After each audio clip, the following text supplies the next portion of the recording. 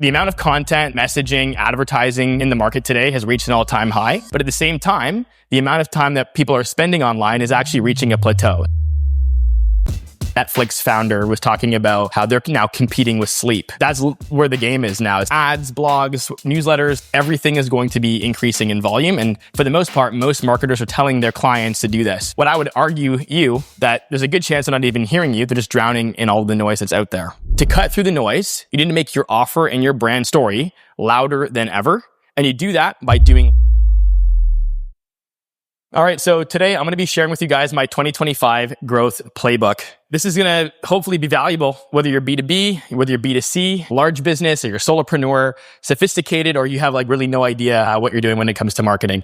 At our company, we employ the kind of people that are particularly vulnerable to shiny objects. I would probably be the worst offender of this. We really try to focus on being consistent, following through, and playing the game of fundamentals rather than switching gears all the time and just focusing on sustainable growth for the business. So if today you're expecting this year's latest shiny object or the new secret strategy or a silver bullet, you're not going to get that, at least not for me today, but I think you'll get something much better. So quick introduction to me: father, entrepreneur, marketer, creative, president of Tomorrow Labs. That's our builder studio. It was built out of our agency that we operated for the past 10 years. Most of my work's been in communications and technology in just about every sector that you can think of. Now, we just recently launched Rocket Growth in the winter of last year. We operated the brand for about a year and a half prior to that, but we didn't sell anything. We did free workshops. We provided free training. I did an accelerator program, taught about 30 students in an intensive program. And then we did a free program called Foundations, and it's had over 300 people enroll in that since we launched it as well. Spent a lot of money, a lot of time producing pretty much everything that we could possibly offer a brand new business or a small business when it comes to advice and guidance on growing their business.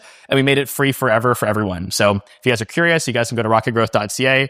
It's 44 well-produced videos, and there's no price, there's no upsell, there's no expectation. It's just free knowledge. And that's kind of where I direct people when I don't have time to help them. So that's sort of why I made it, but it's been, valuable to hundreds of people already. So that's a little bit about me. 3 ideas that I'm going to highlight in this growth playbook.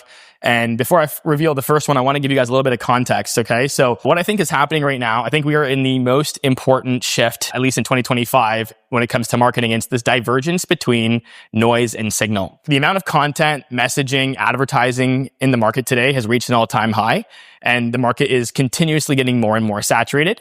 But at the same time, the amount of time that people are spending online is actually reaching a plateau. So you can see there's that's the amount of time people are spending on digital media, and it's starting to hit a little bit of a plateau in the curve there. If you look at the time people are spending out in communities at events like this, shopping, connecting with other people, that time is also not going up either. In fact, the pandemic pushed the average person to spending 1 hour less out per day. So 1 extra hour at home. And you'd think that after the pandemic was over, it would bounce back. It's only bounced back 11 minutes. So we've got people spending more time at home, but digital media is actually not continuously growing. In fact, I recently read the Netflix founder was talking about how they're now competing with sleep. That's where they see market share expanding. They're they want to keep everybody up all night watching television, which I'm sure some of you think they're doing a pretty good job at that, but that's where the game is now. It's not even competing with each other. It's literally trying to compete with our sleep because there's just such little time left to get people's attention. So you've got this divergence between the amount of messages that are going out. It's kind of exponentially increasing, and then the attention that people have. So you've got less and less total attention. So what does that mean consumers want? They want less but more thoughtful marketing. They are tuning out anything that is the same, and they want quality over quantity, which may all sound obvious, but in practice, a lot of people don't actually abide by this. How many ads do you guys think you see per day? Any idea? It's a weird number. I actually don't even know if I believe this slide. You should fact check me. I looked into it, and I've seen this number over the years, but it's 10,000 that on average people are seeing. And it was between 500 to 1,000 in the 70s. So we've really had this gargantuan increase in the amount of ads that we see, and we tune most of them out. You guys may not remember how many ads you'll see today. Even that room you were just in, if you were just in that room, you may not even remember all the companies that you saw. That's just how it works. That's what we're competing with, is up to 10,000 ads per day. And this is out of 2023's Optimove Consumer Report. 66% of consumers want fewer marketing messages. A year later, 81% of consumers are ready to cut ties with brands that overwhelm them. So it's continuously an upwards trend, is people being kind of inundated with advertising, more and more messaging. I'm sure you guys see it on your own timelines. Ever since ChatGPT, everybody's really great at making posts all the time. And then you can kind of tell with that like double hyphen, like definitely they use ChatGPT to generate the text, but it's going to be across the board. More small businesses, especially like the corporates are already doing a pretty good amount of volume, but a lot of small businesses are going to increase their output, which means there's going to be a lot more noise and a lot less signal. So this is posts, videos, ads, blogs, newsletters. Everything is going to be increasing in volume. And for the most part, most marketers are telling their clients to do this because they got, everyone else is increasing their volume. If you want to have mind share, you need to do the same. What I would argue especially if you're someone that's been posting on social media, doing your email newsletter, doing your marketing and not feeling like you're getting a response, that there's a good chance they're not even hearing you. They're just drowning in all the noise that's out there. So my first play in the playbook is in 2025, less is louder. To cut through the noise, you need to make your offer and your brand story louder than ever. And you do that by doing less. You're going to do a lot less, but you'll do less better. And that means doubling down on fewer activities. It means focusing on maybe 1 or 2 channels in your marketing and really focusing on dialing it in before you scale it up. And until it's generating an ROI, you should probably not spread yourself further trying other things, constantly experimenting, because all of that stuff is just noise. You're just producing noise. You're not actually moving your business forward. You're not actually attracting the customers that you want to. So whether it's email, whether it's paid ads, hosting events, building referral programs, whatever that channel is, just pick one and do a really, really good job at it. This is a quote from Mr. Beast. I'm sure some of you guys are familiar. If not, your kids probably are. He says in this interview, it's easier to get 10 million views on one video than it is 100K views on 100 videos. What he means by that is there's an asymmetric upside to just doing something 100% than doing something even 90%. The value aggregates at the top. So whatever channel you're in, maybe social media is your main channel, hiring it out and just having someone post is not necessarily the advice I would give. I know so many businesses that are operating social media strategies. The ones that win are the ones that are just like pretty much only focused on it. They're not doing paid ads. They're not doing email marketing. They're just really crushing organic social and they're doing it in an authentic way. So if you're one of those people that think you're checking boxes constantly, like I got to start doing social, I got to start doing my email marketing, I got to start doing paid ads, and all of them are falling flat, it's for the same reason that Mr. Beast would only do one video, then do 100 videos and do them insufficiently. So when I say less being louder, I mean first, that you got to do less and do it better. But I also mean second, you got to simplify your message. And that's again, part of cutting through the noise. At Rocket Growth, we have one key message that we share. And that's what we focus on at every stage of our funnel. And it's marketing doesn't have to be rocket science. You'll see it here on our website. You'll see it at our booth. And the reason that we focus on that is because we know our number one target customer, this is the number one feeling that they feel. That marketing is too complicated, overwhelming, stressful. And we just have one message that is the antithesis of that. It doesn't have to be rocket science. Maybe it is, but it doesn't have to be. And everything else that we could possibly say is downstream from that idea. In a noisy world, brand recall is not a function of clarity. It's more a function of simplicity in your message. Right now, if I asked all of you to think of a company slogan right now in your head, not your own, not a local company. Okay, put your hand up if you thought, oh, you guys are easy. I got like 50%. All right, so let's see if you can get the rest of you. All right, how about this? Anybody? All right, I wouldn't be ashamed. McDonald's is my favorite. How about Got Milk? No one on Got Milk? Okay, Got Milk, there we go. Simple, memorable, powerful. You don't need 5 messages. You really only need one really good one that people will actually remember and feel. I'm not going to put anyone on the spot, but imagine I did. I asked you, what's the message that your business has? Is it really complicated? Is it as simple as growing your business shouldn't be rocket science? Or is it like this big long spiel that's going to take me 2 minutes to explain? That's what we're getting at. You got to simplify your message. If you simplify it, people will remember it.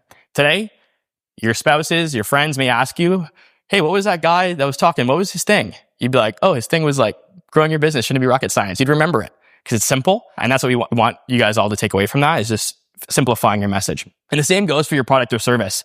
So who here sells services? All right, cool. So we do the same thing on the service side as well, because when it comes to noise, obviously we have the noise around marketing our business, like what we do, but then there's also the noise about what we're selling. So who sells more than one service? Awesome. When you're selling more than one service, now each of those, you're distributing your energy across the surface area of all these different services. So I'll give you an example. In my first business, we had a creative agency. We did a lot of different stuff: websites, branding, video production, marketing. So we were constantly trying to market all these different ideas, these different goals, because the goal for a website is different than your marketing, different than your video. So people didn't know like what we represented, what we were supposed to do, what we offered. And we were kind of competing with competition in each of those silos. So I'll give you an example. We have a client that's in HR. She's in Florida. And we wanted to simplify her product as well because she does HR and a bunch of different investigations and consulting and helping with like playbooks and all those things. She had a bunch of different ways for people to engage with her. But then because there were so many different ways, no one knew what way was best. So we productized her service and we created the HR Success Starter Package. And it was a bunch of billable hours and it was an audit and a bunch of other things. And it was for a fixed rate. And then that way she could just focus on selling literally that one thing. And she's got her simple message. That's her brand message. And then she's also got her simple product and her service.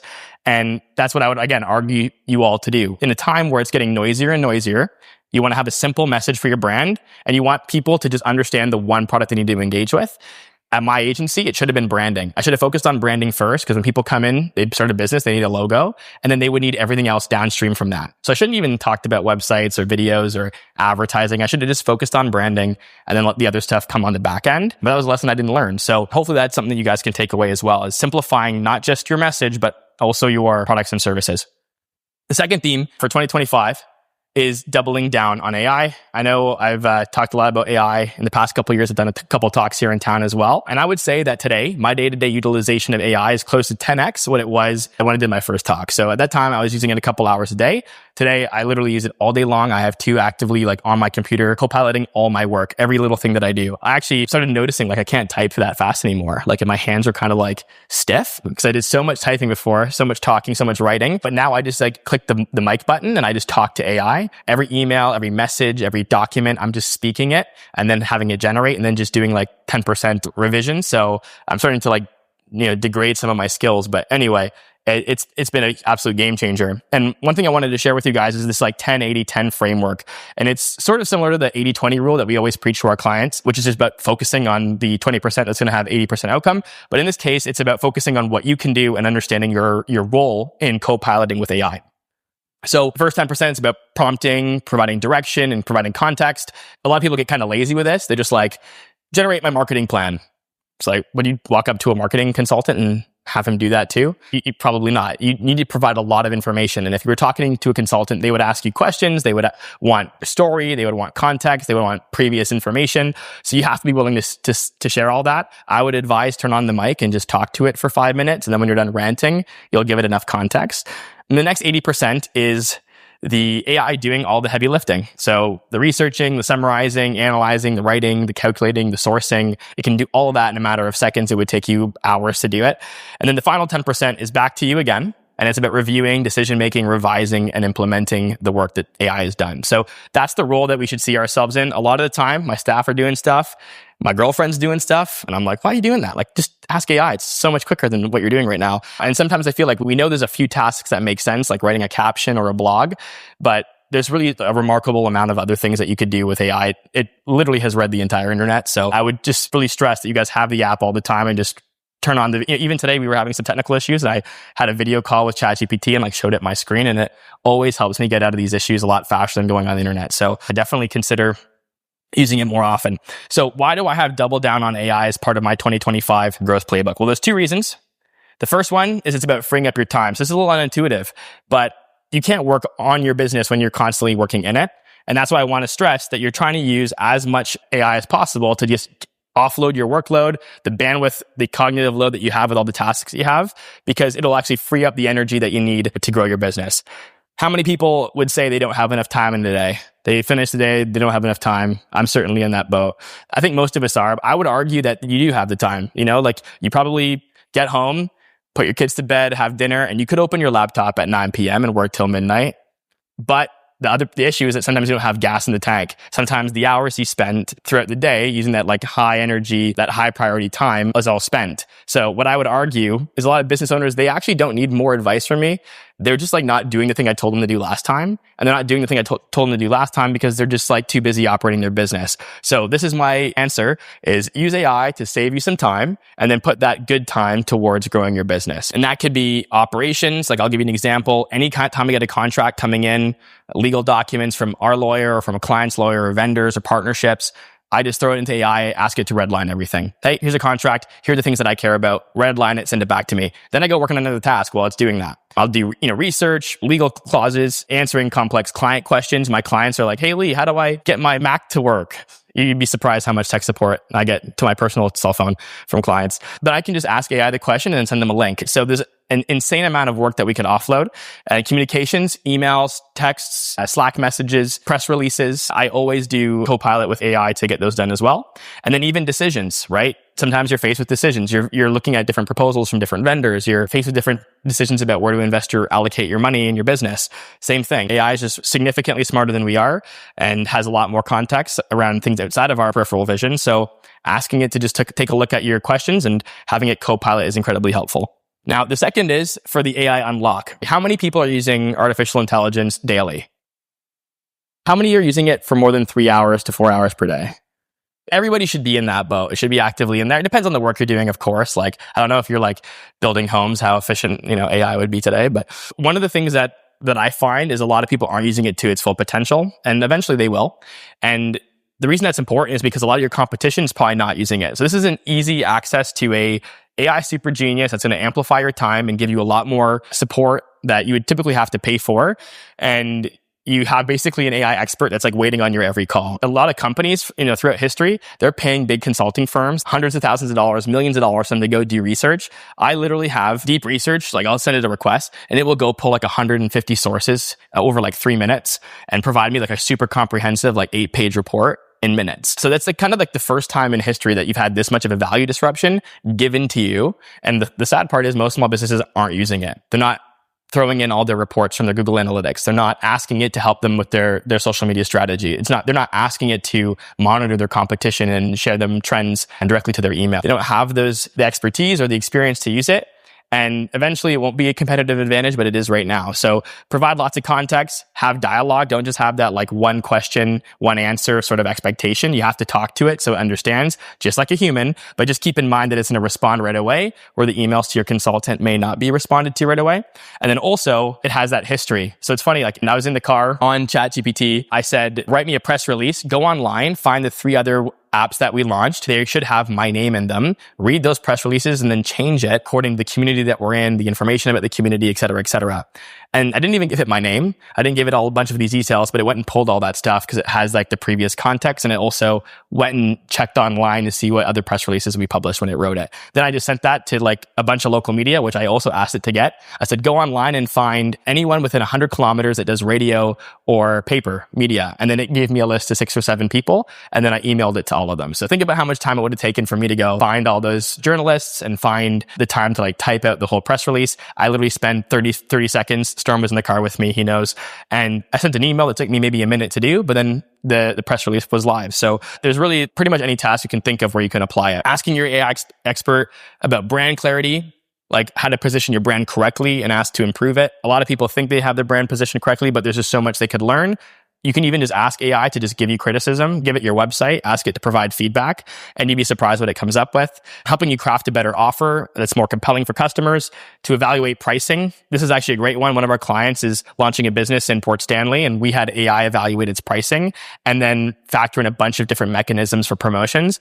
And it was so strategic. Did all the math, took minutes, and the client was so happy with the outcome. It was very, very sophisticated. It took into consideration like the market rate, but then also seasonality and a bunch of other things. It was brilliant. So price evaluation is one of the great levers in your business. Simply adjusting your pricing can sometimes be a lot better than doing anything else. So that's a great one as well. Customer research, obviously, learning more about your buyers, constantly being apprised of like the information that's happening with them. Trend watching, generating content, as I'm sure you guys all know, images and text, but then also decision support, like I mentioned, and even analytics. A lot of people don't know how to review the data in their reports they get from their agencies or their Google Analytics or their advertising data, but just give it to AI and it will literally tell you what's wrong, how to fix it, what you should expect, and the steps to take. And you don't need to rely on paying somebody to do that. So like I said before, like this really before was only available to Fortune 500 companies. And now you guys all have it for $20 a month. So if you're not making the most of it, I don't know what else to tell you, because now is the time and the advantage won't be forever. So to summarize, playbook number 2 is doubling down on AI. Number 1, to offload your work because you won't have time to grow your business if you are working in it. And then amplifying your time in using AI to make yourself a lot more efficient. Now for the third item in the playbook. First, I want to kind of explain this idea. Like in our businesses, there are good ideas that we're actively doing and there's bad ideas. And I know this as a business owner, there were things that we were doing because we were doing them before. We kind of keep doing them, but we know really believe in them. And I kind of like this idea of like being like long and short different ideas. So you should be short ideas that you know aren't going to be sustainable in the long term, meaning like from a stock trading perspective, those are not things that you believe in being long-term prosperous. Then you want to be long ideas that may not be great today, but you believe in them in the long term. Because a lot of people will say, I'm going to wait till it's working, but by the time they wait till it's working, the competition is already doing it, and it takes time to get good at stuff as well. So what do I think I'm currently long on is this idea of like real human connection. And it's for an obvious reason. In a world where AI is sort of taken over all the content generation, and within the next 8 year to 18 months, customer support, email outbound communications, a number of different touch points between your business and your customer will be AI. And knowing that even if it's not your business, that your customers out there are spending less time outside, like what I showed you earlier, more time at home, working from home, hanging out at home, watching Netflix, they're all craving human connection. And the data supports it. People are looking for community. There's a massive void that needs to be filled. So that's, number 3 for 2025. I want you guys to be long on building real human connection in your business. Right now, your customers are getting posts, videos, ads, stories, blogs, newsletters, personal DMs. A lot of that's generated by AI, and people know it too. Even the personalized stuff. I don't know if you guys have got these emails where somebody will email me and they're like, "Hey Lee, I love your business X," and it's like, "I really like the park," and it mentioned like a park near my office. That's like I didn't even know it was a park. It was just like a bench, and it was obviously just Google Maps API like pulled the nearby park and then it put it in the text. I'm like, okay, thanks, man. Clearly automated, and people are going to feel that. And yes, there's a level of personalization and it can get better, but I think there's going to be a level of distrust in the outreach that people are getting, and that's going to be natural. So that's why I really think that building that human connection is the difference maker for most businesses. And social media obviously stopped being social quite a long time ago. And again, that's a void that people are trying to fill. So how can you fix this? Still digital, Facebook groups, masterminds, in-person meetings, like events like what we're doing today, Slack communities, building a YouTube channel. Sometimes you can turn that into a community, Discord, Reddit, LinkedIn groups, Telegram chats. I got friends that have huge communities on things like Discord and Telegram, and those channels are really authentic, have huge engagement. Sometimes it's tens of thousands of people, and they are super easy to monetize as well. So that's the sort of thing that I'm talking about. And the other thing is when you build community, you also build trust and authority. We already had like an internet era where information's like available super quickly, right? Just Google stuff. But now with AI, it's not just available, it's also like delivered to you really easily. And there's going to be so many subject matter experts. You're going to see people are going to be posting stuff like it's their ideas, and it's all the mean average of AI's ideas. They're just basically regurgitating things that they're getting AI to spew out. And what that means is over time, people are going to be a little bit skeptical about the information they're getting. So who are they going to believe in? They're going to believe in the person that they met, because there's just a natural human element. It's like a psychological thing. When you meet somebody, you just trust them a little bit more. And that's going to be an advantage for you when you're trying to guide your customers towards your business and your products and services. So not only does it build a real connection with your customers, makes it more likely to do business with you, but it's also positioning you as a more trustworthy and authoritative figure because you've got that community and you've built that with them. Everyone will be using AI to generate ad copy, write emails, ideate, test ads. Everyone's going to be doing more faster, and that means the marketing landscape's going to get more competitive. But the edge that you can get, and not everyone has time to play these games, right? Sometimes, depending on what business you're in, you're competing with really big businesses with bigger budgets, and they're just running away with AI and they're doing all sorts of different things. You don't necessarily have to zig when everyone else is zigging. You can zag, and this is one of those things that I believe in is a good thing to be long on and invest in, because those warm personal things are the things that are going to cut through. So to summarize, less is louder, right? So simplifying your message and simplifying the things that you're doing, because there's a lot of noise and you want to make sure that you're a signal to your customers. Number 2, doubling down on AI, meaning you are offloading your work so you actually have time to finally grow your business and do it while the going is good. And finally, being long on real human connection, because I really believe that's a channel that long-term will be valuable for a lot of folks. Now, I want to give you guys an example of me summarizing all these 3 things, okay? Because maybe, in the abstract, it's hard to interpret how you're going to actually apply it to your business, okay? So here's an example of something we're doing right now that kind of aligns all 3 items. So this week, we're sending out 250 letters to small businesses, mostly in the States. It's a personalized text, as you can see here. It's all automated, but it has their name, their business, information about their business, and my signature on the letter that they receive. But there's also a QR code, and that QR code brings them to this page where I've also recorded a video for them. And I literally say their name. And not only that, but their website shows up in the video. They can only see their website in the video that's been uploaded on there. And they have an option to book a meeting with me. And it even has their name in the top left corner. And so 250 people are going to receive an email from me that sounds like I'm specifically trying to reach out to their business and to get to know them and help them out.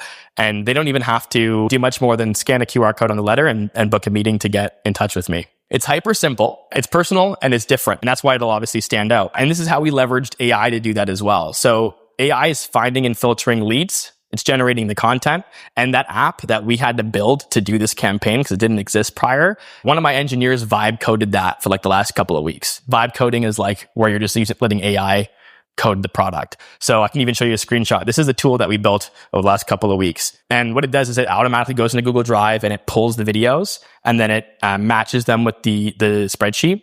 And then that just gets sent to some company in Alberta that does all the mailing. So it's completely hands-free. We're doing a test run this month, but next month we'll be doing 500. So 500 personal letters going out to all these different businesses.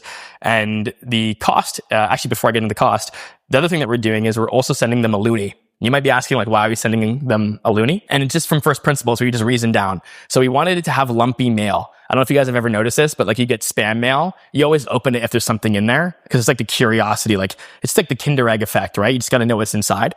So we put a loonie in there because it's lumpy, but also because when you ask yourself, like, what are we going to put in there? It's like the first question you ask is, what's something they're not going to throw away?